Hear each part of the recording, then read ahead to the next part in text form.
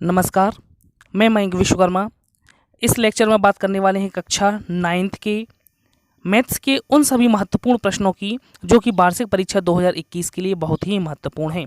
तो इस लेक्चर में हम अध्यायवार महत्वपूर्ण प्रश्नों की चर्चा करेंगे जो कि वार्षिक परीक्षा 2020 में बहुत ही महत्वपूर्ण होंगे और इस लेक्चर से 90% प्रश्न आने की संभावना इस लेक्चर से हमारी रहेगी। तो बात करते हैं हम इसके अध्यायवार महत्वपूर्ण प्रश्नों की। तो यहाँ पर अध्याय 2 बहुपद से जो प्रश्न पूछे जाने हैं वह है अंक 3 का और अंक 4 का। तो यहाँ से अंक 3 का जो प्रश्न पूछा जाना है उनकी हम चर्चा करते हैं। तो यहाँ से अंक 3 के महत्वपूर्ण प्रश्नों में पहला प्रश्न लिया है हमने, सर्वसम्मिका का प्रयोग करके 103 गुणित 107 का मान ज्ञात कीजिए। हमें 103 और 107 का मान ज्ञात करना है सर्वसम्मिका का प्रयोग करके। यहाँ से हमने दूसरा प्रश्न लिया है, सर्वसम्मिका का प्रयोग करके गुणनफल ज्ञात कीजिए। सर्वसम्मिका के द्वारा ही हमें गुणनफल ज्ञात करना है, x धन 8 गुणित x ऋण 10। और हमने यहाँ से तीसरा प्रश्न लिया है, निम्नलिखित पर बहुपद 5x ऋण 4x वर्ग धन 3 के मान ज्ञात कीजिए। हमें एक बहुपद दिया गया है, इसके हमें मान ज्ञात करना है x बराबर 0 पर और x बराबर ऋण 1 पर। तो यहाँ से जो प्रश्न पूछा जाना है बहुत ही मोस्ट इंपोर्टेंट जो प्रश्न है, पहला और दूसरा प्रश्न हमें परीक्षा में मिलेगा ही। तो इसको हमें 100% हम कह सकते हैं कि यहाँ से पहला और दूसरा प्रश्न में से कोई एक प्रश्न आपको परीक्षा में मिलेगा, इसलिए इनको हल करना आपके लिए जिम्मेदारी बनती है। चलिए हम बात करते हैं अगले प्रश्न की, जो कि यहाँ से प्रश्न क्रमांक यहाँ से हम बात करते हैं अंक 4 के उन महत्वपूर्ण प्रश्नों की जो वार्षिक परीक्षा के लिए बहुत ही महत्वपूर्ण है। तो यह प्रश्न है, गुणनखंड ज्ञात कीजिए। यहाँ से गुणनखंड ज्ञात करना है हमें 12x वर्ग ऋण 7x धन 1 का। तो यहाँ पे हमें एक बहुपद दिया गया है, हमें इसके गुणनखंड ज्ञात करना है। दूसरा है, सर्वसम्मिका के प्रयोग के द्वारा हमें x धन 2y धन 4z का वर्ग है, इसका हमें प्रसार ज्ञात करना है, अर्थात हमें इसका क्या करना है, प्रसार करना है। तो यहाँ से बहुत ही महत्वपूर्ण प्रश्न है जो अंक 4 के लिए हैं।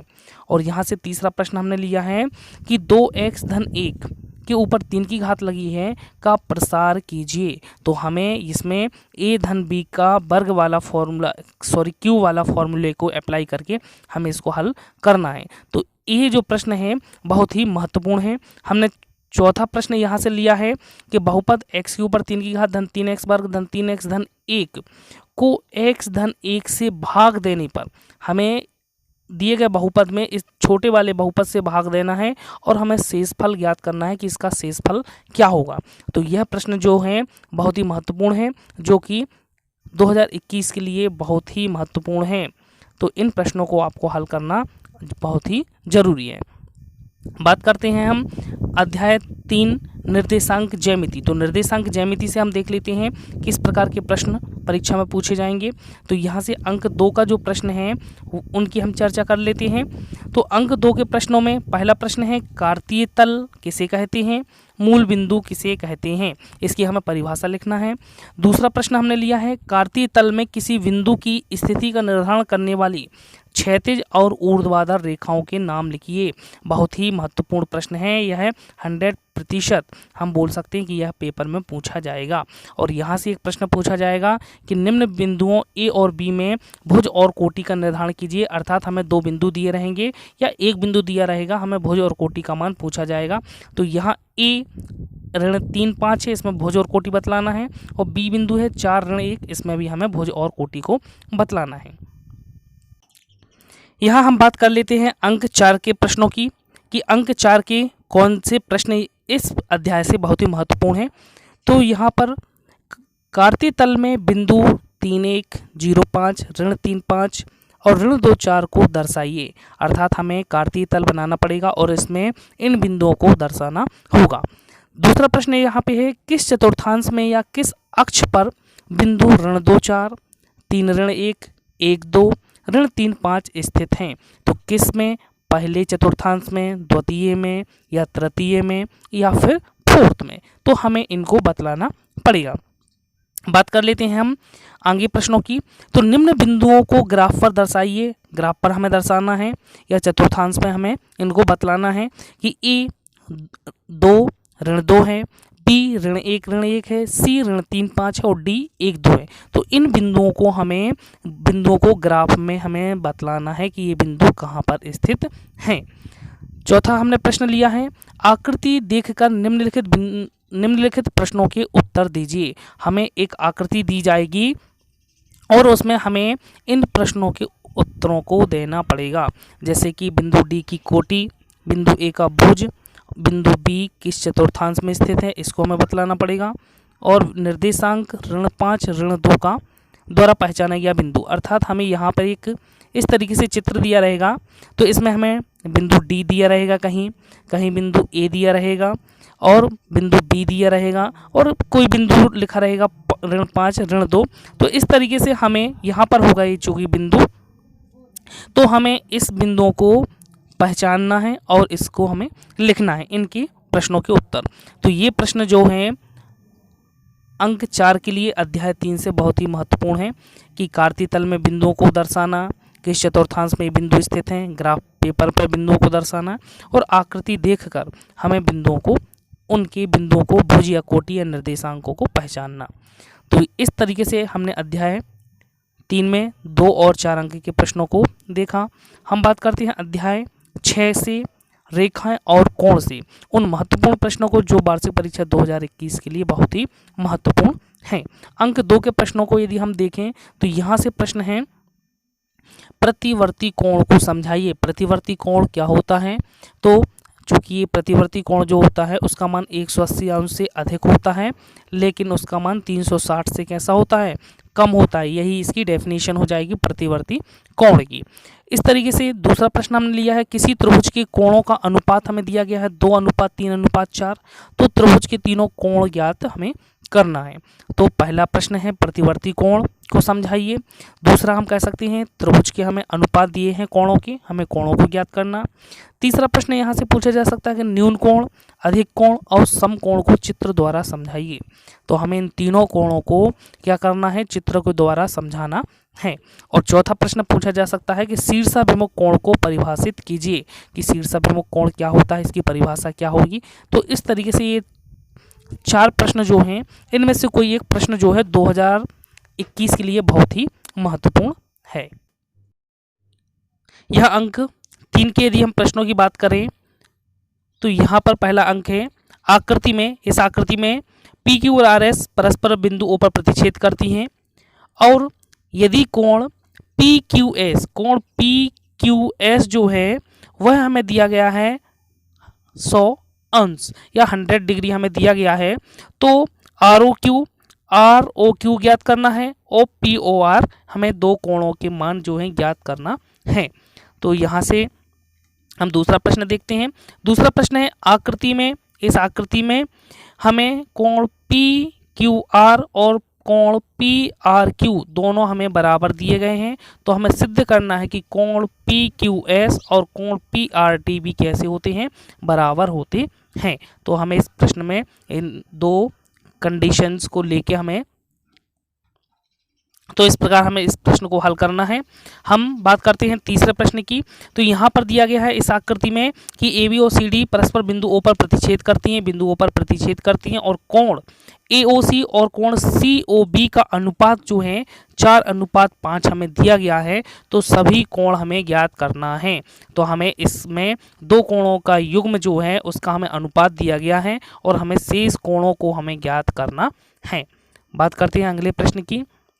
यह प्रश्न है कि निम्न आकृति में x और y के मान ज्ञात कीजिए। इस आकृति में हमें x और y के मान ज्ञात करना है और तथा हमें दर्शाना है कि ए बी और सी डी समांतर हैं। तो दो रेखाएं समांतर कब होती हैं? जब उनके एकांतर कोण, संगत कोण या फिर एकांतर अंतः कोण कैसे होते हैं? बराबर होते हैं।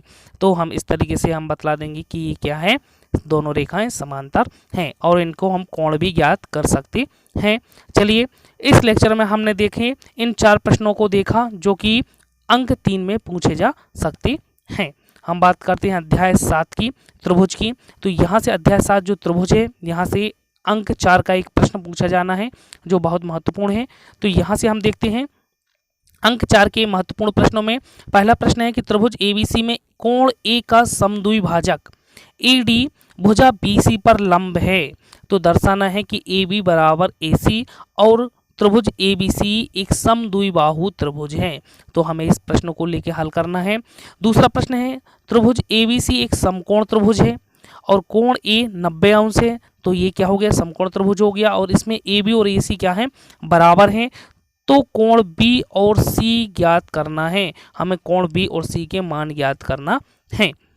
यहाँ से हम दूसरे प्रश्न को देखते हैं। प्रश्न है दर्शाइए कि किसी समबाहु त्रिभुज का प्रत्येक कोण 60 अंश का होता है। समबाहु त्रिभुज का प्रत्येक कोण कितने अंश का, 60 अंश का होता है, यह हमें दर्शाना है।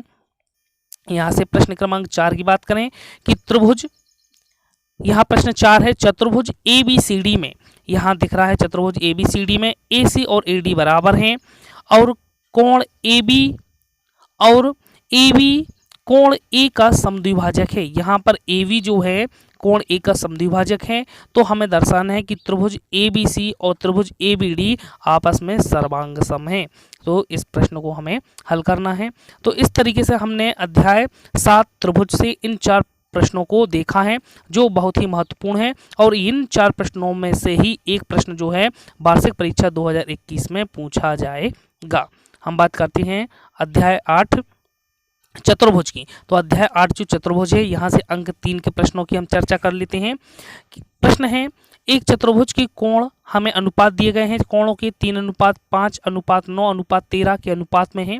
इस चतुर्भुज के सभी कोण ज्ञात करना है। तो यह प्रश्न जो है अंक 3 में पूछा जा सकता है। प्रश्न दूसरा है यदि एक समानांतर चतुर्भुज के विकर्ण बराबर हैं, एक समांतर चतुर्भुज है उसके विकर्ण बराबर हैं, तो दर्शाइए कि वह एक आयत है। हमें यदि समांतर चतुर्भुज के विकर्ण बराबर दिए गए हैं तो हमें बतलाना है कि यह एक क्या है, आयत है।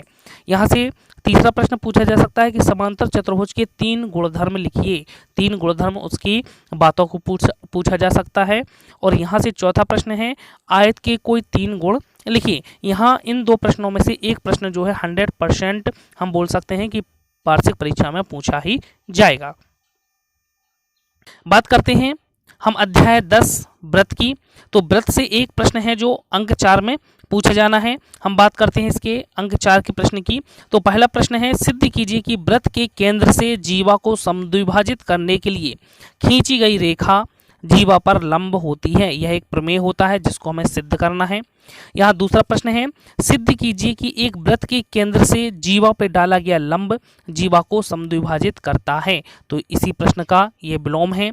यहाँ से हमने तीसरा प्रश्न लिया है सिद्ध कीजिए कि एक वृत्त की जीवाओं द्वारा केंद्र पर अंतरित कोण बराबर होते हैं, कि वृत्त की जीवाओं के द्वारा केंद्र पर जो अंतरित कोण होते हैं वह बराबर होते हैं। तो जीवाएं बराबर होती हैं, कोण यदि बराबर हैं, अंतरित कोण बराबर हैं, तो हमें सिद्ध करना है कि जीवाएं कैसी होती हैं, बराबर होती हैं।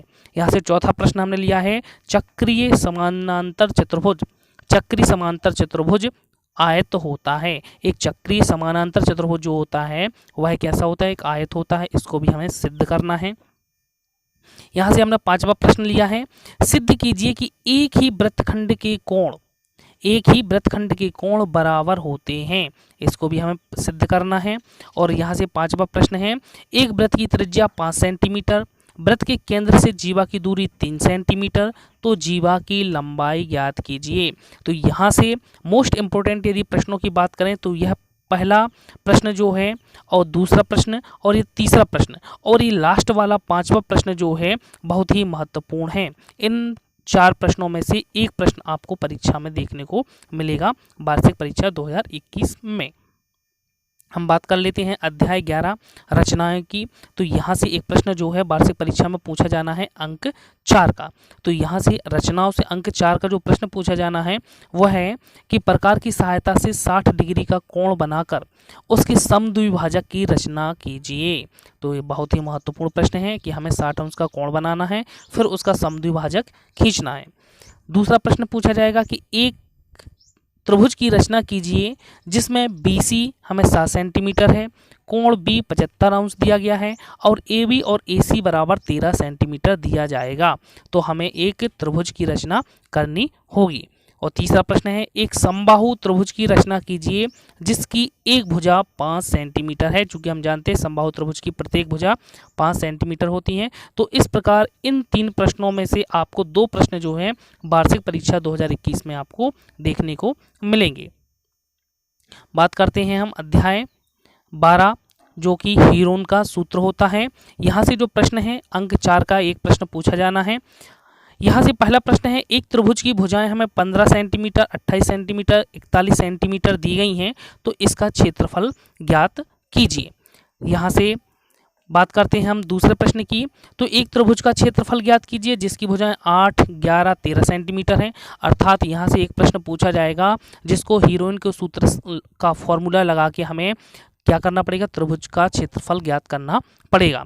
तो यहाँ से तीसरा प्रश्न हम बात करते हैं, त्रिभुज का क्षेत्रफल ज्ञात कीजिए जिसकी 2 भुजाएं 18 सेंटीमीटर और 10 सेंटीमीटर हैं तथा उसका परिमाप हमें 42 सेंटीमीटर दिया गया है। तो हम तीसरी भुजा को ज्ञात करके हीरोइन के सूत्र से हम क्या कर लेंगे, त्रिभुज का क्षेत्रफल ज्ञात कर लेंगे। इसी तरीके से एक प्रश्न है, एक त्रिभुजाकार भूखंड की भुजाओं का अनुपात हमें 3:5:7 है। उसका हमें परिमाप दिया गया है 300 मीटर। तो भूखंड का क्षेत्रफल ज्ञात करना है। तो इस तरीके से हमने ये 4 महत्वपूर्ण प्रश्नों को देखा जो कि बहुत ही महत्वपूर्ण है और इन 4 प्रश्नों से एक प्रश्न जो है वार्षिक परीक्षा में आपको देखने को मिलेगा। बात कर लेते हैं हम अध्याय 13 की जिससे पूछा जाना है पृष्ठीय क्षेत्रफल और आयतन। और यहाँ से 2 प्रश्न पूछे जाएंगे, अंक 2 का प्रश्न पूछा जाएगा और अंक 5 का यहाँ से शायद प्रश्न पूछा जाएगा। तो यहाँ से अंक 2 के प्रश्न की बात करें तो पूछा जाएगा कि उस गोले की त्रिज्या ज्ञात कीजिए जिसका पृष्ठीय क्षेत्रफल 154 सेंटीमीटर वर्ग है। हमें गोले की त्रिज्या ज्ञात करना है, हमें पृष्ठीय क्षेत्रफल दिया गया है। दूसरा प्रश्न है, 3.5 सेंटीमीटर त्रिज्या वाले अर्धगोलाकार कटोरे में कितना पानी भरा जा सकता है। पानी भरा जा सकता है अर्थात हमें इसका आयतन ज्ञात करना है। बात कर लेते हैं हम प्रश्न क्रमांक 3 की। तो उस गोले का आयतन ज्ञात कीजिए जिसकी हमें त्रिज्या दी गई है 0.63 मीटर। हमें त्रिज्या दी गई है, गोले का आयतन ज्ञात करना है 4/3 πr³ फॉर्मूला होता है, उसमें हम त्रिज्या का मान रख के आयतन ज्ञात कर लेंगे। और यहाँ से चौथा प्रश्न है, शंकु का वक्र पृष्ठीय क्षेत्रफल ज्ञात कीजिए जिसकी तिर्यक ऊंचाई 10 मीटर है और आधार की त्रिज्या 7 मीटर है। तो शंकु का वक्र पृष्ठीय क्षेत्रफल क्या होता है, πrl। तो इसमें हम वैल्यू रख के इसका वक्र पृष्ठीय क्षेत्रफल ज्ञात कर सकते हैं। तो इन 4 प्रश्नों में से एक प्रश्न वार्षिक परीक्षा 2021 में आपको मिलेगा। बात कर लेते हैं हम अंक 4 की। तो अंक 4 के उन महत्वपूर्ण प्रश्नों को जो कि वार्षिक परीक्षा में पूछे जाएंगे। तो यहाँ पहला प्रश्न है कि माचिस की डिब्बी के माप 4 सेंटीमीटर गुणित 2.5 सेंटीमीटर गुणित 1.5 सेंटीमीटर। अर्थात हमें माचिस की डिब्बी की लंबाई, चौड़ाई और ऊंचाई दी गई हैं। तो ऐसी 12 डिब्बियों के एक पैकेट का आयतन क्या होगा। तो सबसे पहले तो हमें 12 डिब्बियों के एक डिब्बी का आयतन निकालेंगे, उसके पश्चात हम उसमें 12 का गुणा करके हम क्या कर लेंगे, 12 डिब्बियों के पैकेट का एक आयतन ज्ञात कर लेंगे। दूसरा प्रश्न है कि ऊंचाई 14 सेंटीमीटर वाले एक बेलन का वक्र पृष्ठीय क्षेत्रफल हमें 88 सेंटीमीटर वर्ग दिया गया है। बेलन के आधार का व्यास ज्ञात करना है। हमें ऊंचाई दी गई है और हमें वक्र पृष्ठीय क्षेत्रफल दिया गया है, हमें व्यास ज्ञात करना है। यहाँ से तीसरा प्रश्न है कि एक बेलन के आधार की परिधि हमें दी गई है 132 सेंटीमीटर और ऊंचाई दी गई है 25 सेंटीमीटर। तो इस बेलन का आयतन हमें ज्ञात करना है। और यहाँ से हम बात करते हैं चौथे प्रश्न की। तो किसी शंकु की ऊंचाई 21 सेंटीमीटर और तिर्यक ऊंचाई 28 सेंटीमीटर है, तो इसका हमें आयतन ज्ञात करना है। तो इस प्रकार से एक प्रश्न और देखते हैं कि शंकु के आकार की टोपी की त्रिज्या 7 सेंटीमीटर, ऊंचाई 24 सेंटीमीटर। तो इस प्रकार की 10 टोपियां बनाने के लिए आवश्यक गत्ते का क्षेत्रफल ज्ञात कीजिए। तो यहाँ से हमने 4 अंक के प्रश्न के लिए 5 प्रश्नों को लिया है। इन 5 प्रश्नों को हल करना है। इन 5 प्रश्नों में से एक प्रश्न जो है वार्षिक परीक्षा 2021 में आपको मिलेगा। बात करते हैं हम अध्याय 14 की, सांख्यिकी। तो सांख्यिकी से 2 अंक का और एक 5 अंक का प्रश्न पूछा जाएगा। बात करते हैं 2 अंक के प्रश्नों की। तो यहाँ से प्रश्न पूछा जा सकता है कि प्राथमिक आंकड़े और गौण आंकड़े को उदाहरण देकर समझाइए। प्राथमिक आंकड़े क्या होते हैं, गौण आंकड़े क्या होते हैं, उनको हमें बतलाना है। यहाँ से दूसरा प्रश्न है कि तीन सिक्कों को एक साथ 30 बार उछाला जाता है, प्रत्येक बार चित्त आने की, हेड आने की संख्या हमें दी गई है इस प्रकार से, तो हमें इस दिए गए आंकड़ों का बारंबारता बंटन सारणी बनाना है। तो हम इसकी बारंबारता बंटन सारणी बनाएंगे। प्रश्न अंक 2 में पूछा जा सकता है। यहाँ से हमने प्रश्न लिया है कि तीन सिक्कों को एक साथ 30 बार उछाला जाता है, तो प्रत्येक बार चित्त आने की संख्या हमें दी गई है यहाँ पर, और दिए गए आंकड़ों के लिए हमें बारंबारता बंटन सारणी बनानी है। तो जैसे कि बारंबारता बंटन सारणी हमें दी गई है, तो इन प्रश्नों को हमें हल करना है। इसी तरीके से प्रश्न है कि गणित की परीक्षा में 15 विद्यार्थियों ने 100 में से निम्नलिखित अंक प्राप्त किए। हमें ये अंक दिए गए हैं, गणित की परीक्षा में 100 में से अंक दिए गए हैं। इन आंकड़ों का हमें परिसर ज्ञात करना है। तो परिसर क्या होता है, अधिकतम मान, आंकड़ों का अधिकतम मान ऋण आंकड़ों का न्यूनतम मान। तो इसमें से हम परिसर ज्ञात कर सकते हैं। हम बात करते हैं अगले प्रश्न की कि 8वीं कक्षा के 30 विद्यार्थियों के रक्त समूह हमें दिए गए हैं। इस तरीके से हमें 30 विद्यार्थियों के रक्त समूह दिए गए हैं। हमें बारंबारता बंटन सारणी बनाना है इन रक्त समूह की। ठीक है, तो इन प्रश्नों में से एक प्रश्न आपको वार्षिक परीक्षा में देखने को मिलेगा, और जहां तक आपको प्रश्न आएगा कि बारंबारता बंटन सारणी बनाइए, एक प्रश्न इसमें से पूछा ही जाएगा। बात कर लेते हैं हम अंक 5 की। तो अंक 5 की उन प्रश्नों की जो वार्षिक परीक्षा के लिए बहुत महत्वपूर्ण है। तो यहाँ प्रश्न है कि एक राज्य के विधानसभा चुनाव में विभिन्न राजनीतिक पार्टियों द्वारा जीती गई सीटों के परिणाम नीचे दिए गए हैं। हमें राजनीतिक पार्टी दी गई हैं और जीती गई सीटें दी गई हैं A B C D E F, और ये हमें आंकड़े दिए गए हैं।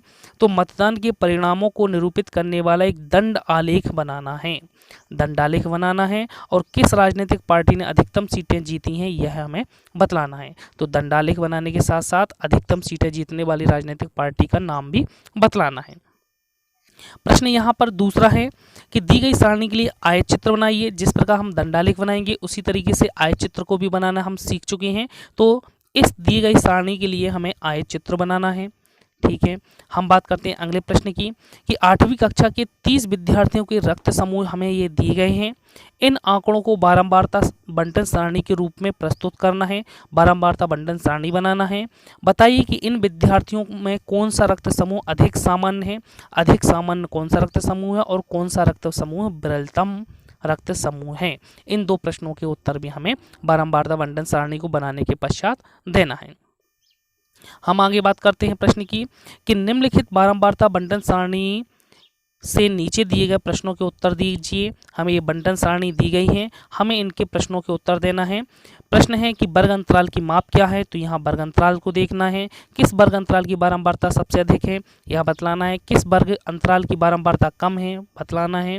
किन दो वर्ग अंतरालों की बारंबारता एक ही है यह बतलाना है। और प्रथम वर्ग अंतराल की निम्न सीमा क्या है, हमें इन 5 प्रश्नों के उत्तर देना है। तो इन 4 या 5 प्रश्नों से बहुत ही महत्वपूर्ण प्रश्न है ये। इनमें से एक प्रश्न आपको वार्षिक परीक्षा में देखने को मिलेगा। बात कर लेते हैं हम अध्याय 15 प्रायिकता की। तो अध्याय 15 प्रायिकता से एक प्रश्न पूछा जाना है अंक 5 का। तो हम देखते हैं, यहाँ से प्रश्न है, एक क्रिकेट मैच में एक महिला बल्लेबाज खेली गई 30 गेंदों में 6 बार चौका मारती है। 30 गेंदों में वह 6 बार चौका मारती है, तो चौका ना मारे जाने की हमें प्रायिकता ज्ञात करना है। तो बहुत ही महत्वपूर्ण प्रश्न है जो 2019 में यह प्रश्न पूछा जा चुका है। यह प्रश्न है, सांख्यिकी के बारे में विद्यार्थियों का मत जानने के लिए 200 विद्यार्थियों का सर्वेक्षण किया गया और प्राप्त आंकड़ों को नीचे दी गई सारणी में लिख लिया गया। तो मत और विद्यार्थियों की संख्या की पसंद कितने लोग करते हैं सांख्यिकी को, 135, पसंद नहीं करते 65। तो इनसे अब हमें इन प्रश्नों के उत्तर देना है कि प्रायिकता ज्ञात कीजिए। यादृच्छा चुना गया एक विद्यार्थी सांख्यिकी पसंद करता है, अर्थात सांख्यिकी पसंद करने वाले जो विद्यार्थी हैं उनकी प्रायिकता क्या है, और सांख्यिकी पसंद नहीं करने वाले विद्यार्थियों की प्रायिकता क्या है। यहाँ से अगला प्रश्न है कि एक पासे को फेंकने पर प्राप्त परिणाम 1 2 3 4 5 6 की बारंबारता हमें सारणी में दी गई है। तो यह हमें सारणी दी गई है। इसमें से प्रत्येक परिणाम के प्राप्त होने की प्रायिकता ज्ञात कीजिए। हमें 1, 2, 3, 4, 5, 6 के आने की प्रायिकता ज्ञात करना है। हम अगले प्रश्न को देखते हैं। यहाँ से प्रश्न है कि 2 बच्चों वाले 1500 परिवारों का यादृच्छिक चयन किया गया और निम्नलिखित आंकड़े लिख लिए गए। तो ये हमें टेबल दी गई है कि परिवार में लड़कियों की संख्या 2 है, 1 है या 0 है, और परिवारों की संख्या दी गई है। तो परिवार की प्रायिकता ज्ञात कीजिए। जिसमें 2 लड़कियां हो ऐसे परिवारों की प्रायिकता ज्ञात करना है, जिसमें 1 लड़की हो ऐसे परिवारों की प्रायिकता, और ऐसी प्रायिकता जिसमें कोई भी लड़की ना हो। तो यह 3 कंडीशन हमें दी जाएंगी, हमें प्रश्न को हल करना पड़ेगा। तो इस तरीके से हमने अध्यायवार कक्षा 9 के उन समस्त प्रश्नों को देखा जो बहुत ही महत्वपूर्ण हैं। तो इन प्रश्नों को आपको हल करना बहुत ही आवश्यक है, क्योंकि इन प्रश्नों में से 90% प्रश्न आपको वार्षिक परीक्षा में देखने को मिलेंगे। इसके लिए हमारा एक वीडियो और होगा जिसमें ब्रिज कोर्स के 30 महत्वपूर्ण प्रश्नों को समाहित किया जाएगा, उसको भी आप जरूर देखें और हमारे YouTube चैनल मैथ्स हेल्प को सब्सक्राइब करें, वीडियो को लाइक करें। जो भी समस्या है उसके लिए हमें कमेंट भी कर सकते हैं। धन्यवाद।